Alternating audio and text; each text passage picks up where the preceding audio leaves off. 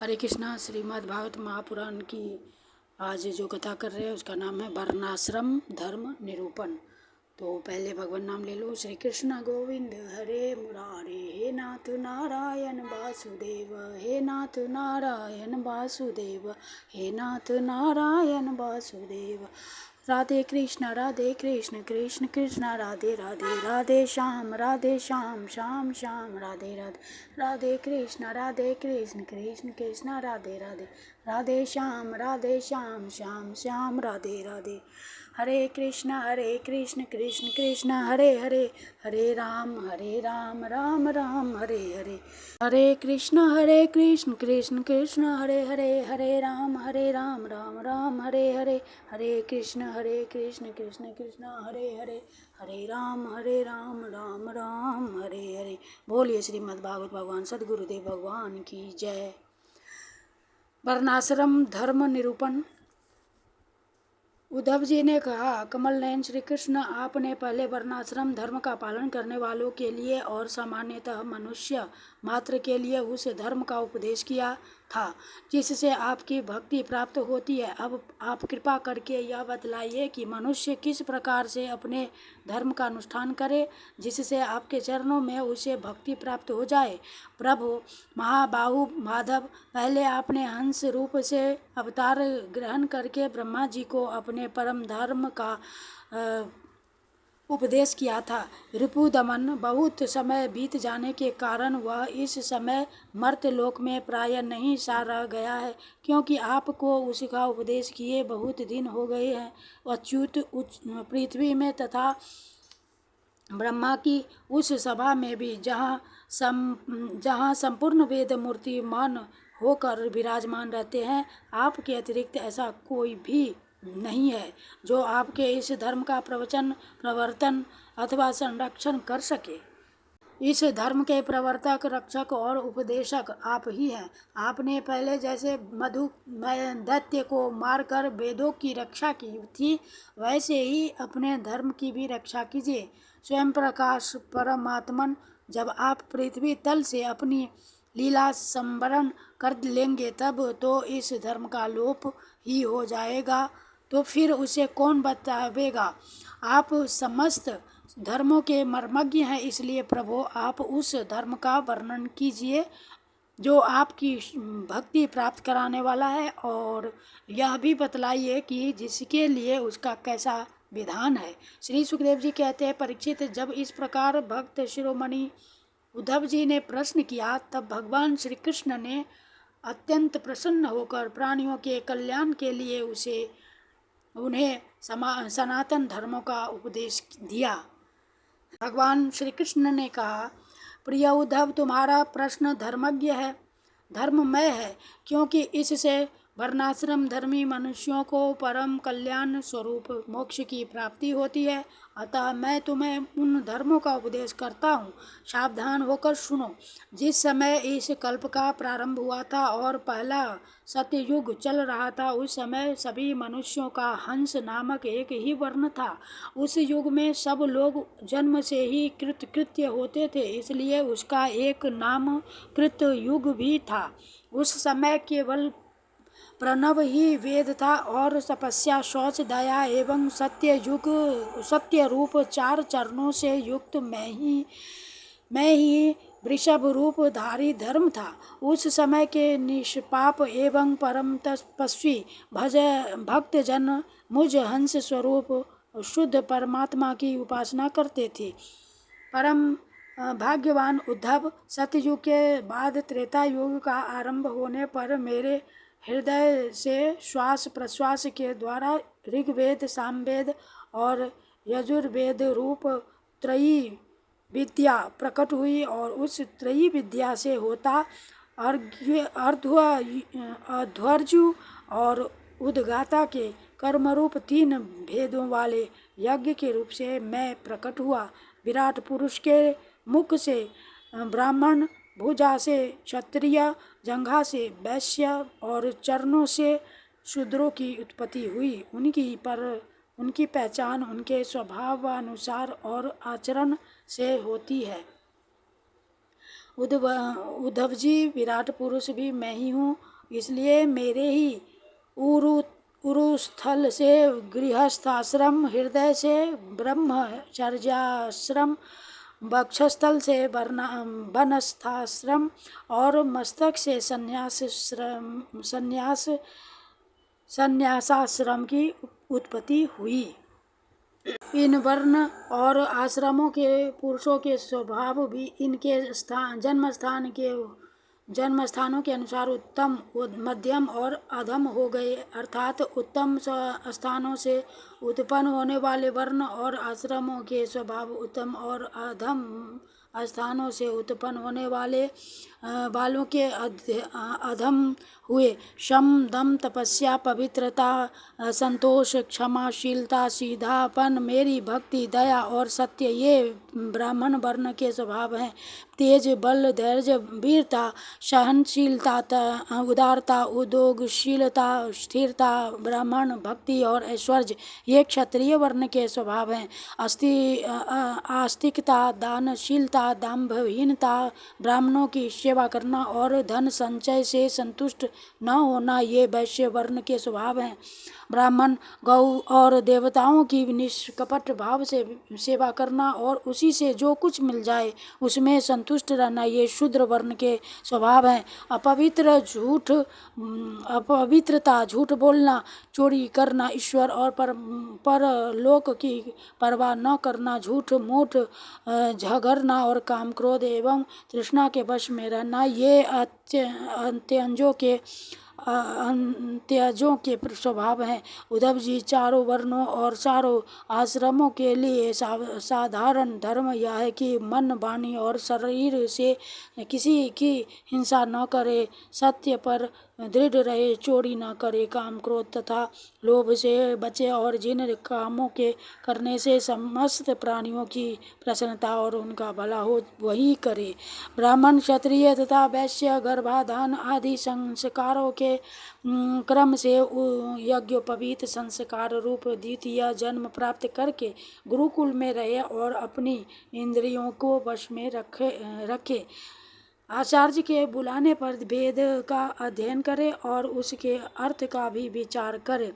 मेखला, मृग चर्म वर्ण के अनुसार दंड, रुद्राक्ष की माला, यज्ञोपवीत और कमंडल धारण करे। सिर पर जटा रखे, शौकीनी के लिए दांत और वस्त्र न धोवे, रंगीन आसन पर न बैठे और कुश धारण करे। स्नान, भोजन, हवन, जप और मल मूत्र त्याग के समय मौन रहे और कक्ष तथा गुप्तेंद्रिय के बाल और नाखूनों को कभी न काटे। वर्ण ब्रह्मचर्य का पालन करे। स्वयं तो कभी वीर्यपात करे ही नहीं। यदि स्वप्न आदि में वीर्य स्खलित हो जाए तो जल में स्नान करके प्राणायाम करे एवं गायत्री का जप करे। ब्रह्मचारी को पवित्रता के साथ एकाग्रचित्त होकर अग्नि, सूर्य, आचार्य, गौ, ब्राह्मण, गुरु, वृद्धजन और देवताओं की उपासना करनी चाहिए तथा सायंकाल और प्रातःकाल मौन होकर संध्योपासन एवं गायत्री का जप करना चाहिए। आचार्य को मेरा ही स्वरूप समझे, कभी उनका तिरस्कार न करे, उन्हें साधारण मनुष्य समझकर दोष दृष्टि न करे, क्योंकि गुरु सर्वदेवमय होता है। सायंकाल और प्रातःकाल दोनों समय जो कुछ भिक्षा में मिले वह लाकर गुरुदेव के आगे रख दे। केवल भोजन ही नहीं, जो कुछ हो सब। तदनंतर उनके आज्ञानुसार बड़े संयम से भिक्षा आदि का यथोचित उपयोग करे। आचार्य यदि जाते हो तो उनके पीछे पीछे चले। उनके सो जाने के बाद बड़ी सावधानी से उनके थोड़ी दूर पर सोवे। थके हो तो पास बैठकर चरण दबावे और बैठे हो तो उनके आदेश की प्रतीक्षा में हाथ जोड़कर पास में ही खड़ा रहे। इस प्रकार अत्यंत छोटे व्यक्ति की भांति सेवा शुश्रूषा के द्वारा सदा सर्वदा आचार्य की आज्ञा में तत्पर रहे। जब तक विद्याध्ययन समाप्त न हो जाए तब तक सब प्रकार के भोगों से दूर रहकर इसी प्रकार गुरुकुल में निवास करे और कभी अपना ब्रह्मचर्य व्रत खंडित न होने दे। यदि ब्रह्मचारी का विचार हो कि मैं मूर्तिमान वेदों के निवास स्थान ब्रह्मलोक में जाऊं, तो उसे आजीवन नैष्ठिक ब्रह्मचर्य व्रत ग्रहण कर लेना चाहिए और वेदों के स्वाध्याय के लिए अपना सारा जीवन आचार्य की सेवा में ही समर्पित कर देना चाहिए। ऐसा ब्रह्मचारी सचमुच ब्रह्म तेज से संपन्न हो जाता है और उसके सारे पाप नष्ट हो जाते हैं। उसे चाहिए कि अग्नि गुरु अपने शरीर और समस्त प्राणियों में ऐसी मेरी ही उपासना करे और यह भाव रखे कि मेरे तथा सबके हृदय में एक ही परमात्मा विराजमान है। ब्रह्मचारी, वानप्रस्थ और सन्यासियों को चाहिए कि वे स्त्रियों को देखना, स्पर्श करना, उनसे बातचीत या हंसी मस्करी आदि करना दूर से ही त्याग दे। मैथुन करते हुए प्राणियों पर तो दृष्टिपात तक न करे। प्रिय उद्धव, शौच, आचमन, स्नान, संध्योपासन, सरलता, तीर्थ सेवन, जप, समस्त प्राणियों में मुझे ही देखना, मन, वाणी और शरीर का संयम, यह ब्रह्मचारी, गृहस्थ, वानप्रस्थ और सन्यासी सभी के लिए एक सा नियम है। अस्पृश्यों को न छूना, अभक्ष्य वस्तुओं को न खाना और जिनसे बोलना नहीं चाहिए उनसे न बोलना, ये नियम भी सबके लिए है। नैष्ठिक ब्रह्मचारी ब्राह्मण इन नियमों का पालन करने से अग्नि के समान तेजस्वी हो जाता है। तीव्र तपस्या के कारण उसके कर्म संस्कार भस्म हो जाते हैं, अंतःकरण शुद्ध हो जाता है और वह मेरा भक्त होकर मुझे प्राप्त कर लेता है। प्यारे उद्धव, यदि नैष्ठिक ब्रह्मचर्य ग्रहण करने की इच्छा न हो, गृहस्थाश्रम में प्रवेश करना चाहता हो, तो विधि पूर्वक वेदाध्ययन समाप्त करके आचार्य को दक्षिणा देकर और उनकी अनुमति लेकर समावर्तन संस्कार करावे। स्नातक बनकर ब्रह्मचर्य आश्रम छोड़ दे। ब्रह्मचारी को चाहिए कि ब्रह्मचर्य आश्रम के बाद गृहस्थ अथवा वानप्रस्थ आश्रम में प्रवेश करे। यदि ब्राह्मण हो तो संन्यास भी ले सकता है अथवा उससे चाहिए कि क्रमशः एक आश्रम से दूसरे आश्रम में प्रवेश करे। किंतु मेरा आज्ञाकारी भक्त बिना आश्रम के रहकर अथवा विपरीत क्रम से आश्रम परिवर्तन कर स्वेच्छाचार में न प्रवृत्त हो। प्रिय उद्धव, यदि ब्रह्मचर्याश्रम के बाद गृहस्थाश्रम स्वीकार करना हो तो ब्रह्मचारी को चाहिए कि अपने अनुरूप एवं शास्त्रोक्त लक्षणों से हरे कृष्णा लक्षणों से संपन्न कुलीन कन्या से विवाह करे। वह अवस्था में अपने से छोटी और अपने ही वर्ण की होनी चाहिए। यदि कामवश अन्य वर्ण की कन्या से और विवाह करना हो तो क्रमशः अपने से निम्न वर्ण की कन्या से विवाह कर सकता है। यज्ञादि अध्ययन और दान करने का अधिकार ब्राह्मण, क्षत्रिय एवं वैश्यों को समान रूप से है, परंतु दान लेने, पढ़ाने और यज्ञ कराने का अधिकार केवल ब्राह्मणों को ही है। ब्राह्मण को चाहिए कि इन तीनों वृत्तियों में प्रतिग्रह अर्थात दान लेने की वृत्ति को तपस्या, तेज और यश का नाश करने वाली समझकर पढ़ाने और यज्ञ कराने के द्वारा ही अपना जीवन निर्वाह करे। और यदि इन दोनों वृत्तियों में भी दोष दृष्टि हो, परावलंबन, दीनता आदि दोष दिखते हों, तो अन्न कटने के बाद खेतों में पड़े हुए दाने बीनकर ही अपने जीवन का निर्वाह कर ले। उद्धव, ब्राह्मण का शरीर अत्यंत दुर्लभ है। यह इसलिए नहीं है कि इसके द्वारा तुच्छ विषय भोग ही भोगे जाए। यह तो जीवन पर्यंत कष्ट भोगने, तपस्या करने और अंत में अनंत आनंद स्वरूप मोक्ष की प्राप्ति करने के लिए है। जो ब्राह्मण घर में रहकर अपने महान धर्म का निष्काम भाव से पालन करता है और खेतों में तथा बाजारों में बाजारों में गिरे पड़े दाने चुनकर संतोष पूर्वक अपने जीवन का निर्वाह करता है। साथ ही अपना शरीर, प्राण, अंतःकरण और आत्मा मुझे समर्पित कर देता है और कहीं भी अत्यंत आसक्ति नहीं करता। वह बिना संन्यास किए ही परम शांति स्वरूप परम पद प्राप्त कर लेता है। जो लोग विपत्ति में पड़े कष्ट पा रहे हो, मेरे भक्त ब्राह्मण को विपत्तियों से बचा लेते हैं, उन्हें मैं शीघ्र ही समस्त आपत्तियों से उसी प्रकार बचा लेता हूँ जैसे समुद्र में डूबते हुए प्राणी को नौका बचा लेती है। राजा पिता के समान सारी प्रजा का कष्ट से उद्धार करे, उन्हें बचावे, जैसे गजराज दूसरे गजों की रक्षा करता है और धीर होकर स्वयं अपने आप से अपना उद्धार करे।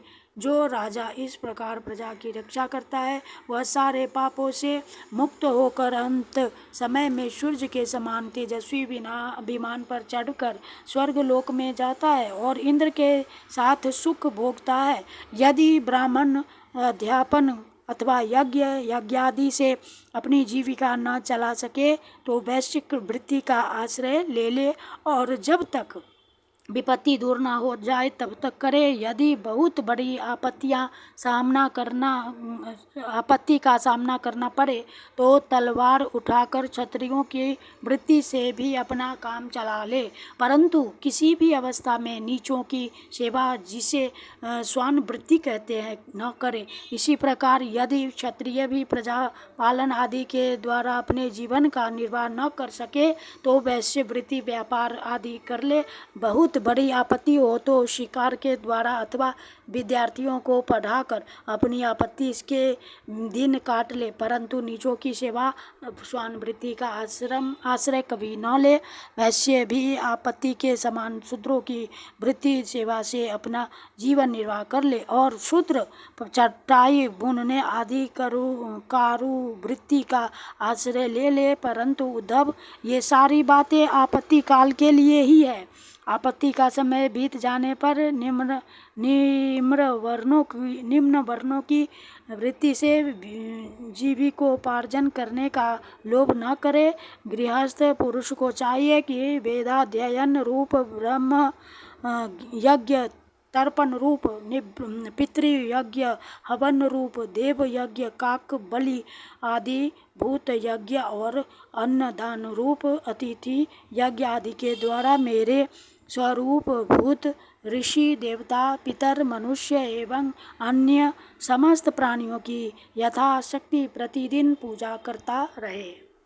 गृहस्थ पुरुष अनायास प्राप्त अथवा शास्त्रोक्त रीति से उपार्जित अपने शूद्र धन से अपने वृत्ति आश्रित प्रजाजन को किसी प्रकार का कष्ट न पहुँचाते हुए न्याय और विधि के साथ ही यज्ञ करे।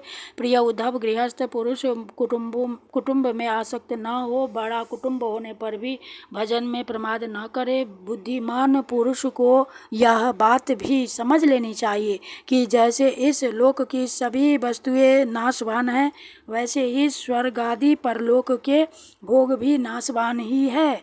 यह जो स्त्री, पुत्र, भाई, बंधु और गुरुजनों का मिलना जुलना है, यह वैसा ही है जैसे किसी प्याऊ पर कुछ बटोही इकट्ठे हो गए हों। सबको अलग अलग रास्ते जाना है। जैसे स्वप्न नींद टूटने तक ही रहता है, वैसे ही इन मिलने जुलने वालों का संबंध ही बस शरीर के रहने पर ही रहता है। फिर तो कौन किसको पूछता है। गृहस्थ को चाहिए कि इस प्रकार विचार करके घर गृहस्थी में फंसे नहीं, उसमें इस प्रकार अनासक्त भाव से रहे मानो कोई अतिथि निवास कर रहा हो, जो शरीर आदि में अहंकार और घर आदि में ममता नहीं करता।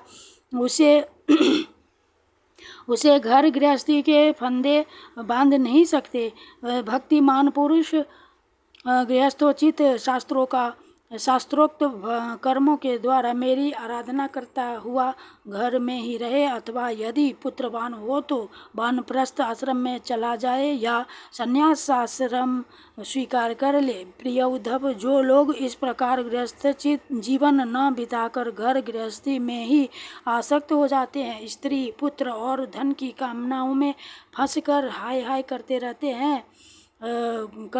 हैं और मूढ़तावश स्त्री लंपट और कृपण होकर मैं मेरे के फेर में पड़ जाते हैं, वे बंध जाते हैं। वे सोचते रहते हैं, हाय हाय मेरे माँ बाप बूढ़े हो गए, पत्नी के बाल बच्चे अभी छोटे छोटे हैं, मेरे न रहने पर ये दीन अनाथ और दुखी हो जाएंगे, फिर इनका जीवन कैसे रहेगा।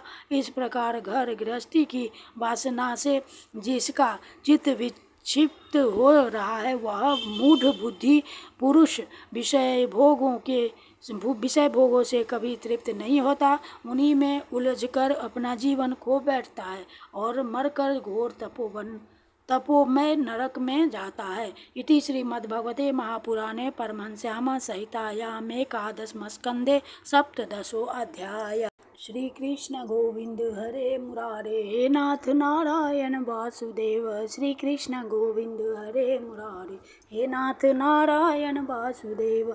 हरे कृष्णा कृष्णा कृष्णा हरे हरे, हरे राम राम राम हरे हरे, हरे कृष्णा कृष्णा कृष्णा हरे हरे, हरे राम राम राम हरे हरे, हरे कृष्णा कृष्णा हरे हरे, हरे राम राम राम हरे हरे। गोविंद बोलो हरि गोपाल बोलो, राधा रमन हरि गोविंद बोलो, गोविंद बोलो हरि गोपाल बोलो, राधा रमन हरि गोविंद बोलो। हरि बोल हरि बोल हरि बोल हरि बोल हरि बोल हरि बोल हरि बोल हरि बोल। जय जय श्री राधे। श्रीमद् भागवत भगवान की जय। लक्ष्मी नारायण द्वारिकाधीश की जय। श्री कृष्ण कन्हैया लाल की जय। नंद के आनंद की जय। बोलिए श्रीमद् भागवत भगवान की जय। कृष्णाय वासुदेवाय देवकी नंदनाय च नंद गोप कुमाराय गोविंदाय नमो नमः। नमः पंकज नाभाय नमः पंकज मालने नमः पंकज नेत्राय नमस्ते पंकजांगय। हे कृष्ण करुणा सिंधु दीन बंधु जगतपते गोपेश गोपिका कांत राधा कांत नमस्तुते। ओम कृष्णाय वासुदेवाय हरे परमात्मने प्रणत क्लेश नाशाय गोविंदाय नमो नमः। हरि बोल हरि बोल हरि बोल। हरे नमः हरे नमः हरे नमः। जय जय श्री राधे।